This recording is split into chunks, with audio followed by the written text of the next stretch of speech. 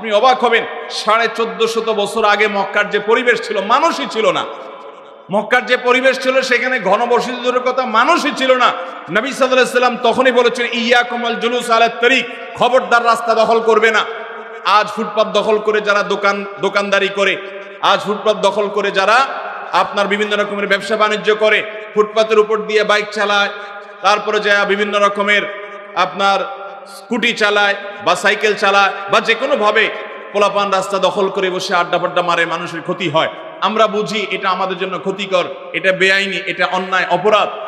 এই অপরাধের কথা প্রায় 1450 বছর আগে মুহাম্মদ সাল্লাল্লাহু আলাইহি সাল্লাম সাবধান করে গেছেন, এমন সময় যে সময় রাস্তায় ভিড় হওয়া তো দূরের কথা, মানুষই ছিল না। গোটা মক্কা মানুষ ছিল কয়েকজন।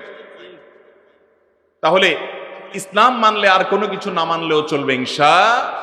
ইসলামটা যদি আমরা সবাই মানতে পারি, আমরা যদি খাঁটি মুসলমান হই, তাহলে অনেক বিপদ, অনেক ব্যত্যয়, অনেক দুর্ঘটনা, এগুলো থেকে আমরা বাঁচতে পারবো। আল্লাহ আমাদেরকে বাঁচাবেন। আর আমাদের হাতের কামাই দ্বারা পৃথিবীটাকে যদি আমরা বসবাস অযোগ্য করি, এই যে জলবায়ু পরিবর্তন হয়ে যাচ্ছে, পৃথিবীতে বনাঞ্চল আমরা ধ্বংস করে শেষ করছি, কলকারখানার কালো ধোঁয়া আমরা শেষ করছি, পৃথিবীটাকে বসবাস অযোগ্য করে ফেলছি। এরপরে রোগ বালাই ছড়ালে, দুর্ঘটনা ঘটলে, প্রাকৃতিক অসুবিধা তৈরি হলে আমরা সেটাকে নানা কারণ ব্যাখ্যা করব। কিন্তু আল্লাহ কোরআনে আগেই বলে দিয়েছেন, যহারাল ফাসাদু ফিল বাররি ওয়াল বাহরি ওয়া কাসাবাত আইদিন নাস। পৃথিবীতে স্থলে জলে যত বড় দুর্ঘটনা ঘটে, যত ব্যত্যয় ঘটে, যত সমস্যা ঘটে, এই সবগুলো আমাদের হাতের কামাই। আজকাল এরকম মুসলমান পাওয়া কঠিন।